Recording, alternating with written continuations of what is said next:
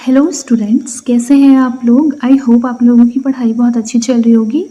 देखिए, आज हम लोग जो है कुछ ऐसे इम्पॉर्टेंट फैक्ट्स पढ़ेंगे, कुछ ऐसे बेसिक्स पढ़ेंगे ज्योग्राफी के, जो कि आपके इंडियन ज्योग्राफी को समझने में बहुत हेल्प करेगा। जैसे कि कल मुझे किसी स्टूडेंट ने एक मैसेज किया कि मैम CGPCS के मेंस में तो केवल और केवल इंडियन हिस्ट्री ही आता है, आप फिजिकल ज्योग्राफी क्यों पढ़ा रही हैं, इस तरीके का कोई कमेंट था। तो मैंने बहुत अच्छे से बताया कि आपका जो फिजिकल ज्योग्राफी है उसमें ऐसे कुछ टर्मिनोलॉजी होते हैं, ऐसे कुछ बेसिक्स होते हैं जो आपके इंडियन ज्योग्राफी को समझने में हेल्प करते हैं। तो ये आपके लिए बहुत इंपॉर्टेंट हो जाता है कि आप फिजिकल ज्योग्राफी को अच्छी तरह से समझ लें, जिससे कि अगर आप वर्ल्ड ज्योग्राफी पढ़ रहे हैं या इंडियन ज्योग्राफी पढ़ रहे हैं वो दोनों ही आपके लिए ईजी हो जाएगा, क्योंकि इसमें कुछ बहुत ही इंपॉर्टेंट कॉन्सेप्ट हैं। चलिए आइए शुरू करते हैं। देखिए, यहाँ कुछ इंपॉर्टेंट फैक्ट लिखा हुआ है, हेडिंग डाला हुआ है। देखिए क्या लिखा है कि टॉलमी के अनुसार, आपको पता है टॉलमी एक ज्योग्राफी के विद्वान है। टॉलमी के अनुसार पृथ्वी ब्रह्मांड के केंद्र में है। याद रखिएगा, जो पृथ्वी है वो पूरे ब्रह्मांड के केंद्र में है, जिसे कि जियोसेंट्रिक थ्योरी यानी कि भू केंद्रीय सिद्धांत भी कहते हैं। क्या लिखा है, पोलैंड के खगोलशास्त्री एवं गणितज्ञ कॉपरनिकस ने on the revolution of the heavenly body में क्या स्पष्ट किया कि ब्रह्मांड के केंद्र में क्या है, सूर्य है। जैसे देखिए, टॉलमी ने ये बोला कि पृथ्वी जो है वो ब्रह्मांड के केंद्र में है, ठीक है।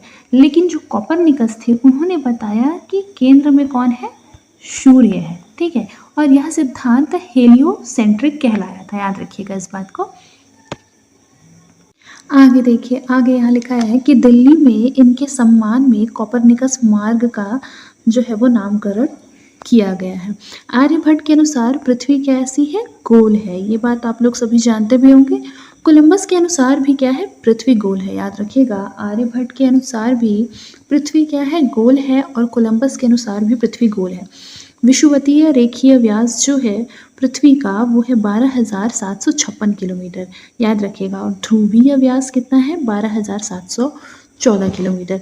इस बात से आप इस बात को समझ रहे हैं। देखिए, ये हमारी पृथ्वी है, ठीक है।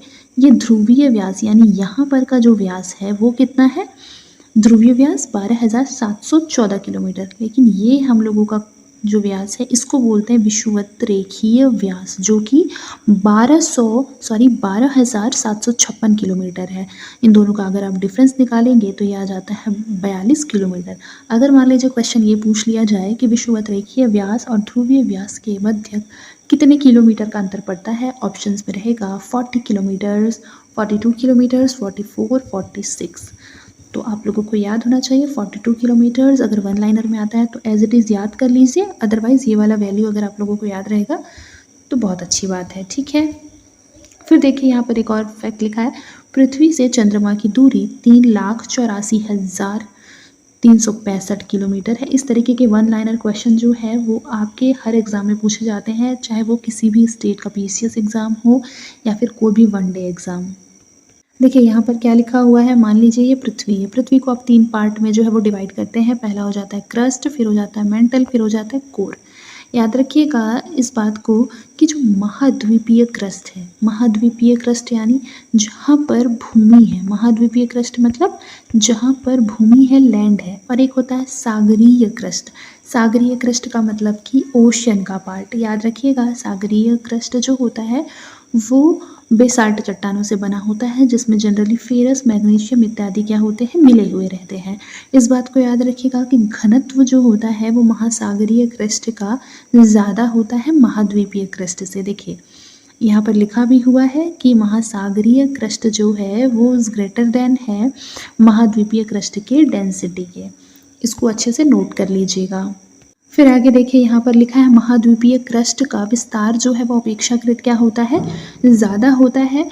और जबकि महासागरीय क्रस्ट का विस्तार जो है वो क्या होता है, अपेक्षाकृत कम होता है। याद रखिएगा, सॉरी, यहाँ पर लिखा है कि जो महाद्वीपीय क्रस्ट है उसका विस्तार अपेक्षाकृत ज़्यादा होता है नॉर्थ हेमिस्फीयर में, लेकिन साउथ हेमिस्फीयर जो है वहाँ पर महासागरीय क्रस्ट का जो विस्तार होता है वो ज़्यादा होता है।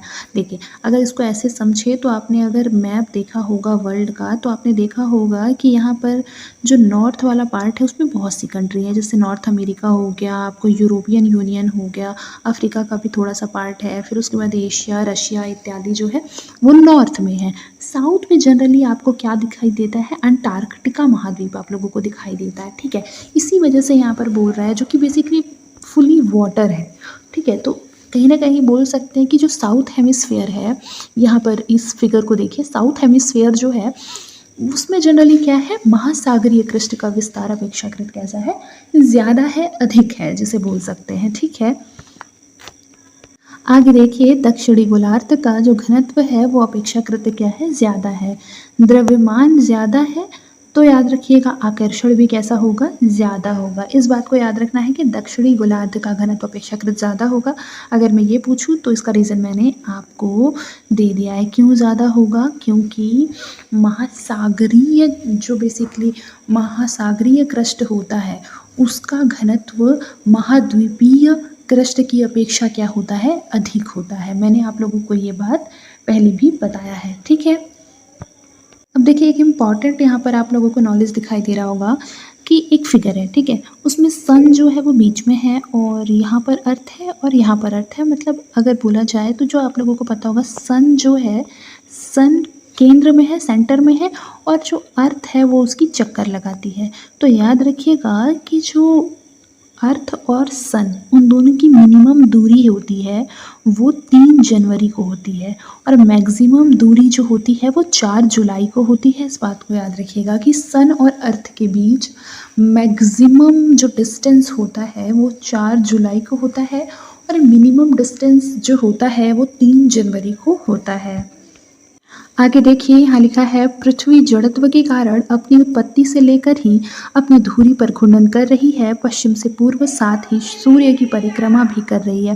किसी भी पदार्थ का जो जड़त्व है वो विरोध प्रतिरोध की क्षमता या शक्ति है, जिससे कि प्रत्येक पिंड जिसका इसमें प्रयास निहित है खुद की यथास्थिति बनाए रखने का प्रयास करता है। इस प्रकार यदि कोई भी पिंड गतिशील अथवा स्थिर अवस्था में है तो जड़त्व के कारण वह अपनी यथास्थिति को बनाए रखने का प्रयास करता है। आगे देखिए, लिखा है, सर आइजैक न्यूटन ने क्या है, सर आइजैक न्यूटन ने अपने प्रथम नियम में जड़त्व को स्पष्ट किया था। आप लोगों को इस बात को पता भी होगा। देखिए, जड़त्व का नियम क्या कहता है, आप लोगों ने स्कूल में पढ़ा होगा, और मैंने साइंस वाले चैप्टर में इसको कितनी बार पढ़ाया है, और मैंने अभी जो आप लोगों का प्रयोगशाला परिचारक का क्लास लिया था उसमें भी मैंने ये चीज़ पढ़ाया आप लोगों को कि जड़त्व का जो नियम होता है उसमें बेसिकली ये बोला जाता है कि मान लीजिए कोई वस्तु है, अगर वो विरामावस्था में है तो वो विरामावस्था में ही रहेगी, और वो गत्यावस्था में है तो गत्यावस्था में ही रहेगी, अन्यथा कि उस पर कोई बाहरी बल आरोपित न किया जाए। इस बात को याद रखिएगा। फिर इसमें देखिए, यहाँ पर लिखा है जूनो मिशन, ठीक है। ये पीडीएफ थोड़ा सा ब्लर है तो आप लोग थोड़ा सा मैनेज करेंगे, ठीक है। जूनो मिशन नासा के द्वारा सौरमंडल के 5वें ग्रह जुपिटर हेतु एक अनुसंधान, एक अंतरिक्ष यान का प्रक्षेपण किया गया। 15 जुलाई 2016 को यह यान बृहस्पति तक पहुंचने में सफल हुआ था। इसने बृहस्पति को कक्षा में जो है वो स्थान दिया था। इस बात को याद रखिएगा। ये जो जूनो मिशन था वो बृहस्पति की कक्षा में क्या हुआ था, स्थापित हुआ था। इस बात को आप लोगों को याद रखना है। तो जो जूनो मिशन है वो किससे रिलेटेड है, जुपिटर से। जुपिटर मतलब बृहस्पति से रिलेटेड है। इस बात को याद रखिएगा। और एक बात यहाँ पर देखिए, इसमें लिखा है कि यह यान बृहस्पति के लगभग 37 चक्कर लगाएगा। देखिए, यहाँ पर कुछ इंपॉर्टेंट फैक्ट लिखा हुआ है। फर्स्ट में क्या लिखा हुआ है, लिखा है कि बृहस्पति की जो बनावट है उसका अध्ययन कौन करेगा, जूनो मिशन करेगा, और इसके चुंबकीय क्षेत्र की जानकारी भी एकत्रित करेगा। कौन, जूनो मिशन। याद रखिएगा, जूनो मिशन जो है वो जुपिटर से रिलेटेड है, ठीक है। कुछ हद तक बृहस्पति के मौसम संबंधी जानकारी को भी एकत्रित करेगा। और थर्ड है कि यह जानकारी की जो कोशिश है, बृहस्पति ग्रह के हजारों मील मोटी गैसीय परत के नीचे कोई चट्टानी अथवा पथरीली जो है वो भाग है या नहीं, इसका भी अध्ययन कौन करेगा, जूनो मिशन करेगा। 4 नंबर पर है कि ग्रह के वातावरण में जो है वो ऑक्सीजन और हाइड्रोजन की मात्राओं का अध्ययन करके यहाँ जल की उपलब्धता संबंधी जानकारी को प्राप्त करने का प्रयास भी जूनो मिशन करेगा। साथ ही ऐसी स्थिति में यह निर्धारण करना भी सहायक होगा कि ग्रहों के निर्माण संबंधी कौन सा सिद्धांत अधिक मान्य हो सकता है। देखिए, जूनो मिशन से रिलेटेड अगर कोई भी क्वेश्चन आता है तो उसके लिए आपके पास इतना अच्छा कंटेंट जो है वो मौजूद है। आगे देखिए लिखा है कि ग्रह के ध्रुवों के पास चुंबकीय मंडल यानी मैग्नेटोस्फीयर का अन्वेषण अथवा शोध और अध्ययन का प्रयास करेगा, साथ ही ग्रह पर अरोरा प्रकाश के विषय में भी जो है वो जानकारी का प्रयास करेगा। फिर देखिए 6th में है कि ग्रह का चुंबकीय क्षेत्र यहाँ के वातावरण को किस प्रकार प्रभावित करता है, इसकी भी जो जानकारी है वह कौन जुटाने का प्रयास करेगा, जूनो मिशन। देखिए यहाँ लिखा है कि चूंकि पृथ्वी और अन्य ग्रहों की जो उत्पत्ति है उस हेतु एक ही घटना यानी बिग बैंग की जो थ्योरी है वो उत्तरदायी है, अतः संभव है कि कोई भी अन्य ग्रह विकास की उन अवस्थाओं में हो जिसके अध्ययन के आधार पर पृथ्वी की उत्पत्ति और विकास को जाना जा सके। इसीलिए अन्य ग्रहों एवं उपग्रहों के अध्ययन को महत्व दिया जाता है। इसी क्रम में भारत के द्वारा प्रक्षेपित किया गया आंशिक सफल मिशन चंद्रयान 2 भी महत्वपूर्ण है। अब आगे देखें, यहाँ मेघालय युग के बारे में कुछ लिखा गया है। लिखा है कि हाल ही में वैज्ञानिकों को भारत के मेघालय क्षेत्र के एक नवीन प्रकार की चट्टानी संरचनाओं की जानकारी मिली, जिसको आधार बनाते हुए भूवैज्ञानिकों ने पृथ्वी के इतिहास में पहली बार एक नवीन युग यानी मेघालय युग का इसे नाम दिया था। इस बात को आप लोग याद रखेंगे। कहाँ पर है मेघालय युग? मेघालय के क्षेत्र में कुछ ऐसी विभिन्न या विशेष प्रकार की कुछ चट्टानें मिली जिनसे ये पता चलता है कि जो मेघालय है वहाँ पर एक जो है वो इस तरीके का युग रह चुका है, जिसकी वजह से इसका जो नाम है वो मेघालय युग रख दिया गया। लिखा है कि अंतर्राष्ट्रीय भूवैज्ञानिक विज्ञान संघ ने आधिकारिक तौर पर इस नवीन चरण को स्वीकार कर लिया है। भूवैज्ञानिकों ने होलोसिन युग का प्रारंभ जो है वो लगभग कब माना है? 11,700 वर्ष पूर्व माना है। देखिए यहाँ एक इम्पॉर्टेंट फैक्ट लिखा है कि वैज्ञानिकों को मेघालय में एक गुफा मागलूह, ठीक है, यहाँ पे लिखा भी होगा, यहाँ थोड़ा अलग लिखा है, माव है, माव है, ये माव मलूह, इसको अच्छे से प्रोनाउंस कीजिएगा, माव मलूह के छत से टपककर फर्श पर जमा हुए इस स्टैलेग्माइट चूने को एकत्र कर उसका अध्ययन किया, जिसमें कि पृथ्वी पर घटित सबसे छोटी जलवायुवीय घटना को परिभाषित करने में सहायता मिली। देखिए यहाँ पर सबसे पहले ये समझिए कि स्टैलेग्माइट क्या होता है। स्टैलेग्माइट यहाँ पर लिखा हुआ बेसिकली क्या होता है ना, कि आप लोगों ने देखा होगा वो जो गुफाएं हैं जिनको शायद आप चित्रकूट की गुफाएं, राइट, चित्रकूट की जो गुफाएं हैं वहाँ पर आप लोगों ने देखा होगा कि छत से ऐसे टपकती हुई जो है चूने की संरचना है, उसको क्या बोलते हैं? स्टैलेग्माइट चूना कहते हैं। ठीक है, तो क्या किया ना कि जो वैज्ञानिक थे उन्होंने मेघालय में एक गुफा में इसका अध्ययन किया, स्टैलेग्माइट का, उसको एकत्र करके, ठीक है, जिसमें उन्होंने ये पाया कि पृथ्वी पर घटित सबसे छोटी जलवायुवीय घटना जो है उसको डिफाइन करने के लिए ये हेल्पफुल हुआ। यहाँ लिखा है कि मेघालय में इसके प्रमाण मिलने के कारण ही इसे क्या कहा गया? मेघालय युग कहा गया। देखिए यहाँ नोट में कुछ इंपॉर्टेंट फैक्ट लिखा है कि अंतर्राष्ट्रीय भूवैज्ञानिक विज्ञान संघ एक अंतर्राष्ट्रीय गैर सरकारी संगठन है जो भूविज्ञान के क्षेत्र में अंतर्राष्ट्रीय सहयोग हेतु कार्य करता है। इसकी स्थापना जो है वो वर्ष 1961 में की गई। वर्तमान में इसमें 121 देशों और क्षेत्रों के वैज्ञानिक अपनी सेवाएं क्या है प्रदान कर रहे हैं। लिखा है अंतर्राष्ट्रीय स्तर पर भूगर्भिक कालानुक्रम के साथ साथ प्रत्येक देश अपने यहाँ भूगर्भिक विशेषताओं के आधार पर भूगर्भिक संरचनाओं का वर्गीकरण करते हैं, जैसे कि भारत। देखिए नेक्स्ट टॉपिक हमारा अक्षांश और देशांतर है। अब बहुत से लोग बोलेंगे मैम इंडियन हिस्ट्री में नहीं आता। अच्छा आप बताइए, जब आप लोग मौसम के पैटर्न को समझेंगे, वेदर के जो पैटर्न है उसको समझेंगे, तो उसके लिए आपको सबसे पहले क्या पता होना चाहिए? लैटिट्यूड और लॉन्गिट्यूड पता होना चाहिए। इसके बिना आप उसके बेसिक्स को नहीं समझ सकते। तो ये बोलना कि मैम ये आपके सिलेबस में है, ये नहीं है, ये गलत है। ठीक है, जस्ट बिकॉज ऑफ आपका बेसिक्स क्लियर नहीं होगा, आप कितना भी रट्टाफिकेशन कर ले कोई फ़ायदा नहीं होने वाला है। इस बात को याद कर लीजिए, ठीक है, क्योंकि मैं जो कुछ भी पढ़ा रही हूँ मैं बहुत इंपॉर्टेंट चीज़ें पढ़ा रही हूँ, सोच समझ कर पढ़ा रही हूँ। आप देखते होंगे कि मैं कोई भी ऐसी फालतू क्लासेस नहीं लेती हूँ कि जो क्लासेस जो है वो अपनी वैल्यू एडिशन नहीं कर रहे हैं। मैं बताना चाहूँ तो चैट जीपीटी से 5 क्वेश्चन या कोई भी किसी भी तरीके का पीपीटी बनाकर क्लास ले सकती हूँ। उसमें व्यूज़ भी ज़्यादा अच्छे आते हैं और मेहनत भी कम पड़ती है, क्योंकि एमसीक्यूज़ बनाने में तो कम टाइम लगता है। ये सारी चीज़ों को अच्छी तरीके से समझाने में अधिक टाइम लगता है, ऑब्वियस सी बात है। बट ज़्यादा बच्चे किस ओर अट्रैक्ट होते हैं? उस तरीके के वीडियो की ओर। Top 100 questions one liner form में, इस तरीके के क्वेश्चंस। तो जब आपका बेसिक्स ही क्लियर नहीं होगा तो आप रटेंगे कैसे? और अगर आपको बेसिक्स क्लियर हो जाएगा तो आपको हो सकता है कि रटने में बहुत जो है वो कम टाइम लगे।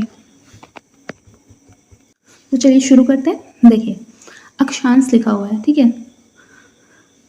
सबसे पहले इसकी परिचय देखेंगे, फिर इसकी सामान्य विशेषताएं देखेंगे। देखिए, यहाँ लिखा है कि सर्वप्रथम यूनानी विद्वान टॉलमी के लेखों ने खोज के महान युगों में भूगोलवेत्ताओं एवं अन्वेषकों के अनजान भूमि की खोज के द्वारा प्रेरणा प्रदान की, जहाँ किसी भी स्थान की अवस्थिति को निर्धारित करने में अक्षांश रेखाओं की भूमिकाएं जो है वो महत्वपूर्ण है। इसमें लिखा है इसी क्रम में अक्षांश रेखाओं का जो निर्धारण है वो सर्वप्रथम ग्रीक खगोल शास्त्री के द्वारा किया गया था, जिन्होंने स्थानों के निर्धारण के हेतु अक्षांश एवं देशांतर रेखाओं को सर्वप्रथम निर्धारित किया। देखिए, अक्षांश रेखाएं, ये देखिए, ये जो है ये हमारा क्या है, अर्थ है, ठीक है। क्या है, हमारा अर्थ है। यहाँ पर आपको कुछ जो रेखाएं हैं वो इस तरीके से आपको जाती हुई दिखाई दे रही होंगी, जिसे आप बोल सकते हैं कि ये क्षैतिज रेखाएं हैं। कैसी रेखाएं हैं ये? क्षैतिज रेखाएं। जो क्षैतिज रेखाएं हैं बेसिकली वो रेखाएं क्या है यहाँ पर? अक्षांश रेखा, जिसे आप क्या बोलते हैं? लैटिट्यूड बोलते हैं। बिल्कुल सही। अब देखिए, यहाँ पर लिखा हुआ है कि ध्रुवों की ओर जाने पर जो है वो चपटापन क्या होता है? बढ़ता है। ऑब्वियस सी बात है। फिर है लिखा है अतः अक्षांश रेखाओं की लंबाई में कमी आने लगती है। जब आप ध्रुवों की ओर जाएंगे तो ऑब्वियस सी बात है कि यहाँ पर अक्षांश रेखाएं छोटी हैं एज कम्पेयर टू विषुवत रेखा के। यहाँ पर विषुवत रेखा पर अक्षांश रेखाएं कैसी हैं? लंबी हैं। ये आपका कॉमन सेंस है, आप जो है फिगर देखकर भी इस बात को समझ सकते हैं। बात और बताया था कि भूमध्य रेखा को दो बराबर भागों में जो अर्थ है, अर्थ को दो बराबर भागों में भूमध्य रेखा बांटती है। इस बात को आप लोगों को याद रखना है, ठीक है। देखिए, सूर्य की सीधी रेखा विषुवत रेखा पर 21 मार्च और 23 सितंबर को पड़ती है। ये क्वेश्चन भी कई बार पूछा जाता है। वन लाइनर फॉर्म में लिखा रहेगा कि सूर्य की सीधी रेखा विषुवत रेखा या भूमध्य रेखा पर पड़ती है। फिर वहाँ पर लिखा होगा 21 मार्च को, 22 मार्च, 23 मार्च, 24 मार्च, इस तरीके से करके ऑप्शंस दिए जा सकते हैं, ठीक है। तो इस बात को अच्छे से याद रखिएगा। आगे देखिए, आगे लिखा है कि पृथ्वी की सतह पर किसी भी बिंदु से कोणीय दूरी जो कि विषुवत रेखा के उत्तर एवं दक्षिणी खींची जाती है, अर्थात विषुवतीय केंद्र से बना कोण या कोणीय दूरी अक्षांश रेखाएं कहलाती हैं।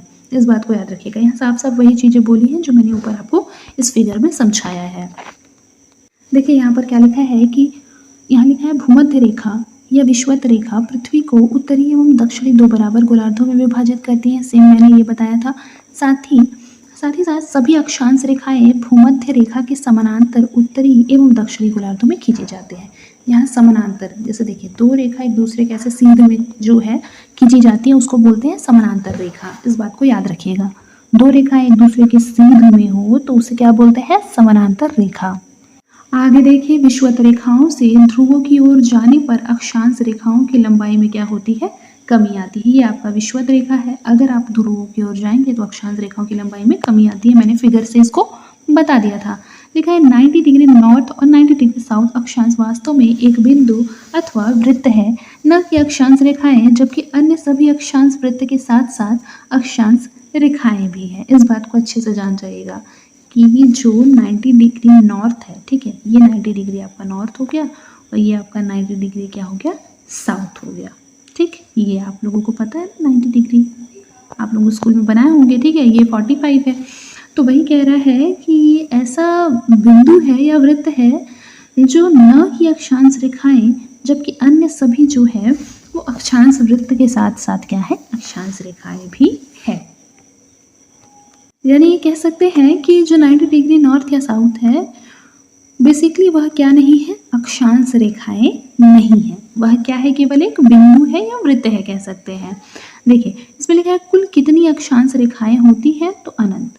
लेकिन अगर ये पूछ दिया कि 1 डिग्री के अंतराल पर कुल कितनी अक्षांश रेखाएं होती है, तो याद रखिएगा नदर्न हेमिस्फीयर में 89 होती है और जो साउदर्न होता है, ठीक है, साउथ में होता है वो होता है सदर्न में कितना होता है? उसमें भी 89 होता है। क्योंकि मैंने आपको बताया कि जो 90 डिग्री वाला है वो अक्षांश रेखाएं नहीं है बल्कि क्या है?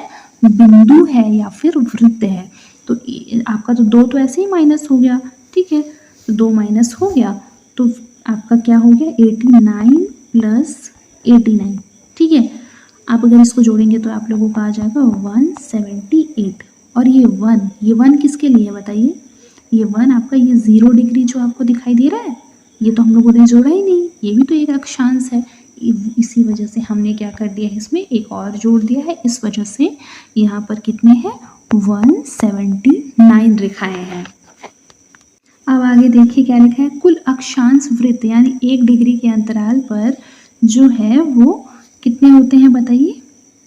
देखिए मैंने बोला साउथ में 79, एक विषुवत में, और फिर नॉर्थ में भी 79। इस तरीके से अगर आप इसको जोड़ेंगे तो आपका कितना आ जाएगा बताइए? ये आ जाएगा 179। अक्षांश रेखाएं जो है वो 179 है, लेकिन अक्षांश वृत्त अगर बोलेगा तो 181 है, क्योंकि जो दो वृत्त आपने छोड़े थे 90 डिग्री वाले, नॉर्थ और साउथ, ये दोनों क्या हो जाएंगे, ऐड हो जाएंगे, तो ये मिलकर क्या बना लेंगे, 181। ये बहुत इंपॉर्टेंट है, कुछ याद रख, इसको इरेज कर लीजिए, पेन का कलर चेंज कीजिए और इसको अभी की अभी नोट कीजिए। ये आप लोगों को नोट करना है, काफ़ी ज़्यादा इम्पॉर्टेंट है। अक्षांश वृत्तों की संख्या और अक्षांश रेखाओं की संख्या। आगे देखिए, ग्लोब पर 1 डिग्री अक्षांश के अंतराल पर z अक्षांश रेखाओं के मध्य की जो दूरी है वो लगभग 111.18 किलोमीटर और 111.11 किलोमीटर और 111.13 किलोमीटर। जहाँ जहाँ मतलब बहुत सारे बुक्स में क्या है ना, डिफरेंट डेटा दिए हुए हैं, दैट इज़ वाई यहाँ पर ऐसे लिखा हुआ है। ठीक है, देखिए इसमें लिखा है ध्रुवों पर जाने पर दूरी जो होती है वो कुछ बढ़ जाती है। किसके किसके बीच की? इन अक्षांश के बीच की। देखिए लिखा है कि जो पृथ्वी होता है वो जियोइड के आकार का है, इसी कारण जो सूर्य है इसी कारण यह दूरी विषुवत रेखा से ध्रुवों की ओर जाने पर कुछ बढ़ जाती है। वास्तव में ध्रुवों की ओर जाने पर पृथ्वी के चपटेपन में वृद्धि के कारण ऐसा होता है। ठीक है, आप लोगों को पता होगा कि ये पृथ्वी है, अगर आप ध्रुव की ओर जाएंगे तो थोड़ा सा ये चिपटापन है, तो इस वजह से क्या होता है, जो दूरी होती है वो बढ़ जाती है अक्षांशों के बीच। देखिए यहाँ क्या लिखा है, दोनों ध्रुवों की तरफ जाने पर अक्षांश जो होता है वो उच्च होता है। देखिए यहाँ निम्न अक्षांशीय प्रदेश जो होता है वो बेसिकली आपका 0 टू बोल सकते हैं 0 to 25। ठीक है, 0 टू इसको आप बोल सकते हैं 23.5। ठीक है, 23.5। फिर एक मध्य अक्षांश है आपका 23.5 से लेकर 66 और हाफ, और फिर उच्च अक्षांश तो आप लोगों को पता ही होगा। ठीक है, देखिए यहाँ कुछ बहुत ही इंपॉर्टेंट लाइन लिखा हुआ है जहाँ से आपको कुछ इंपॉर्टेंट कंटेंट मिल सकता है आपके आंसर राइटिंग के लिए या फिर आपके प्रीलिम्स के क्वेश्चन के लिए भी। देखिए कि किसी भी ध्यान की स्थिति का जो निर्धारण है, ये ध्यान नहीं होगा, स्थान होगा। ठीक है, किसी भी स्थान की स्थिति का जो निर्धारण है वो खगोलीय एवं भौगोलिक स्थिति के आधार पर किया जाता है, जहाँ खगोलीय स्थिति को अक्षांश तक देशांतर रेखाओं के माध्यम से व्यक्त किया जाता है, जबकि किसी भी स्थान को अन्य समीपवर्ती स्थानों, स्थलखंडों, जलराशियों, देशों आदि के परिप्रेक्ष्य में भौगोलिक स्थिति के रूप में व्यक्त किया जाता है। लिखा है अक्षांश ग्लोब या मानचित्र पर उत्तर दक्षिण दिशा में मापी गई कोणीय दूरियां होती हैं। उत्तरी ध्रुव के शीर्ष बिंदु पर ध्रुव तारा सदैव स्थिर दिखाई पड़ता है। ध्रुव तारा की किरणें जो पृथ्वी के उत्तरी भौगोलिक ध्रुव पर समकोण अथवा 90 डिग्री का कोण बताती हैं। उत्तरी भौगोलिक ध्रुव ठीक ऊपर तो ध्रुव तारे का प्रकाश सीधा पड़ता है, किंतु जहाँ से क्रमशः दक्षिण की ओर जाने पर ध्रुव तारे की किरणें के आपतन कोण में क्या होने लगती है, धीरे धीरे कमी आने लगती है। इस बात को याद रखिएगा। लिखा है इस प्रकार ध्रुव तारे का जो प्रकार है वो उत्तर ध्रुव के दक्षिणी ओर जिस बिंदु पर जितने डिग्री का आपतन कोण बनाता है वह एक ही आपतन कोण के बिंदुओं को मिलाते हुए पश्चिम से पूर्व खींची गई काल्पनिक रेखा को उतने ही डिग्री की अक्षांश रेखा कहा जाता है। एक पेज और है। ठीक है, अक्षांश फिर हम लोगों का कंप्लीट हो जाएगा तो नेक्स्ट क्लास में हम लोग देशांतर पढ़ लेंगे। देखिए लिखा है विषुवत रेखा को वृहद वृत्त कहते हैं। क्यों कहते हैं? ऑब्वियस सी बात है कि ये सबसे बड़ा वृत्त जो है वो विषुवत रेखा बनाती है, इस वजह से कहते हैं। कॉमन सेंस लगाइए। लिखा है विषुवत रेखा को वृहद वृत्त कहते हैं क्योंकि इसका जो विस्तार है वो क्या है, सबसे अधिक है, जिसका कारण है पृथ्वी के मध्य भाग की जो त्रिज्या है वो क्या होती है, सर्वाधिक होती है। देखिए आगे क्या लिखा हुआ है, आगे लिखा हुआ है कि जब सूर्य की लंबवत किरणें विषुवत रेखा पर पड़ती है तो इसे विषुव यानी कि इक्विनॉक्स कहते हैं। वर्ष में यह स्थिति 2 बार होती है, जहां 21 मार्च वाले विषुव को बसंत विषुव यानी स्प्रिंग इक्विनॉक्स कहते हैं और 23 सितंबर वाले विषुव को शिशिर यानी कि ऑटम इक्विनॉक्स कहते हैं। इस बात को याद रखना है, इस बात को एकदम नोट कर लीजिए, ये बहुत इंपॉर्टेंट है, एज इट इज नोट कर लीजिए। आगे देखिए लिखा है, ध्यातव्य है कि विषुव के समय दोनों गोलार्धों में सूर्य ताप की जो प्राप्ति होती है वो क्या होती है, समान होती है। इसमें लिखा है कि इस समय दोनों गोलार्धों में दिन एवं रात की अवधि भी एक समान होती है। इसमें लिखा है कि पृथ्वी जो है वो अपने अक्ष पर कैसी है, 23.5 डिग्री क्या है, झुकी हुई है, जो कि 22.1 डिग्री से लेकर 24.5 डिग्री के मध्य परिवर्तित होता रहता है। यह परिवर्तन 41,000 वर्षों की अवधि में होता है। इसी प्रकार पृथ्वी का जो अक्ष है वो अपने कक्षीय प्लेन के संदर्भ में 90 डिग्री का कोण न बनाकर 66.5 डिग्री का कोण बनाती है। आगे देखिए, सूर्य की लंबवत किरणें 21 जून और मकर रेखा पर 22 दिसंबर पर सीधी पड़ती है, जिसे अद्यह सौर बिंदु, जिसे क्या कहते हैं, इसमें लिखा है जिसे अद्यह सौर बिंदु पड़ती है, जिसे कि अद्यह सौर बिंदु कहते हैं।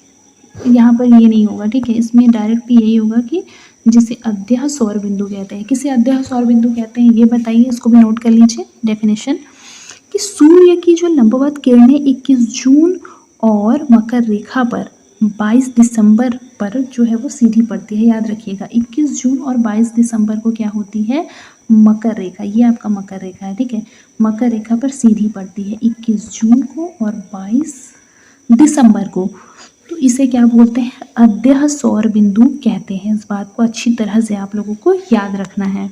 आगे देखिए, वास्तव में अद्यह सौर बिंदु पृथ्वी पर स्थित वह बिंदु होता है जहां सूर्य की किरणें 90 डिग्री का कोण बनाती है। चूंकि पृथ्वी पश्चिम से पूर्व की ओर घूर्णन कर रही है, कैसे कर रही है, पश्चिम से पूर्व की ओर, यानी इस साइड से लेकर इस साइड की ओर जो है वो घूर्णन कर रही है। इसमें लिखा है कि पश्चिम के बाद, यानी कि पूर्वी भाग जो है वो सूर्य के सामने पहले पड़ता है और पश्चिम जो है वो बाद में आता है। अतः जो सौर बिंदु है वो अक्षांश रेखा के सहारे क्या होता है, वो पूरब से पश्चिम की ओर घूमता है। सौर बिंदु कैसे घूमता है, अक्षांश के सहारे पूर्व से पश्चिम की ओर घूमता है। इस बात को याद रखना है। फिर देखिए 5th पॉइंट है कि सूर्य की लंबवत किरणों का स्थानांतरण कर्क एवं मकर रेखाओं के मध्य होता है। ऐसी दशा में जब सूर्य की लंबवत किरणें कर्क रेखा पर पड़ती है तो कर्क संक्रांति या ग्रीष्म अयनांत या संक्रांति से कहते हैं। फिर देखिए लिखा है कर्क संक्रांति यानी 21 जून के समय नॉर्वे में उत्तरी गोलार्ध में क्या होता है, सूर्य दिखाई देता है, ठीक है, जहाँ की दिन की जो अवधि है वो 24 घंटे की होती है, लेकिन घड़ी में दिन और रात का जो निर्धारण होता है, इसी प्रकार से नॉर्वे के अतिरिक्त इस अक्षांश पर अवस्थित सभी स्थानों पर अर्धरात्रि का जो सूर्य है वो दिखाई देता है। मैंने आपको बताया कि विंटर इक्विनॉक्स कहते हैं 22 दिसंबर को। इसमें लिखा है ना, मकर संक्रांति या फिर शीत अयनांत के समय स्थिति ठीक विपरीत होती है। क्यों? क्योंकि इस समय सूर्य की सीधी किरणें क्या होती है, मकर रेखा पर पड़ती है। इसमें लिखा है सूर्य की जो किरणें हैं वो 23 सितंबर से लेकर 21 मार्च तक दक्षिणी ध्रुव पर 1 माह का क्या होता है, दिन होता है, वहीं उत्तरी ध्रुव पर 6 माह की रात्रि होती है। इसी प्रकार 21 मार्च से लेकर 23 सितंबर के मध्य उत्तरी ध्रुव जो है वो उत्तरी ध्रुव पर 6 माह का जो दिन है, जबकि दक्षिणी ध्रुव पर 6 माह की रात्रि होती है। ये देखिए, ये आप लोगों को जो है वो अर्थ का बेसिकली फिगर दिखाई दे रहा होगा कि ये जो है वो कर्क रेखा है, ये विषुवत रेखा है, ये मकर रेखा है, ठीक है। ये 22 दिसंबर, 21 मार्च और 21 जून, इस दिन क्या होती है, सूर्य बेसिकली उस पर सीधी रेखा पड़ती है सूर्य की, ठीक है। देखिए यहाँ लिखा है सहअक्षांश क्या होता है, ये भी बहुत इंपॉर्टेंट है। सहअक्षांश किसी भी अक्षांश का 90 डिग्री से उसका अंतर होता है। जैसे 40 डिग्री उत्तरी अक्षांश का सहअक्षांश क्या होगा, अब उसको आप 90 में से माइनस कर देंगे तो वो आपका सहअक्षांश 50 डिग्री निकल कर आ जाएगा, ठीक है। अगर कोई पूछे कि 50 डिग्री उत्तरी अक्षांश का सहअक्षांश क्या होगा, तो 50 को आप घटा देंगे 90 में से, तो यहाँ पर 40 डिग्री आ जाएगा सहअक्षांश। यानी कि ज्ञातव्य है, यानी कि ज्ञात है, आपको पता है कि सहअक्षांश को उत्तरी या दक्षिणी के रूप में व्यक्त नहीं किया जाता, क्योंकि उत्तरी अक्षांश का सहअक्षांश उत्तर और दक्षिण दोनों हो सकता है। इसी प्रकार किसी भी दक्षिणी अक्षांश का सहअक्षांश दक्षिण और उत्तर दोनों हो सकता है। कॉमन सेंस है ये तो। अब देखिए सबसे इम्पोर्टेंट चीज़ देशांतर जो है वो हम अगली क्लास में पढ़ेंगे, ठीक है। इस बात को आप लोग जान रहे हैं। आज की क्लास अगर आपको अच्छे से समझ में आई होगी तो इस क्लास को अपने सारे दोस्तों के साथ आप लोग शेयर करेंगे, जिससे कि मुझे क्या है थोड़ा मोटिवेशन मिलेगा, जिससे मैं आपके लिए और अच्छे से अच्छे क्लासेस जो है उसके लिए समय निकाल पाऊँगी। मुझे यकीन है कि आप लोग आज का क्लास जो है वो अपने कम से कम 50 दोस्तों को शेयर करेंगे। आज के लिए बस इतना ही, मिलते हैं नेक्स्ट क्लास में। तब तक के लिए अपना ख्याल रखें और मन लगाकर पढ़ाई करते रहें।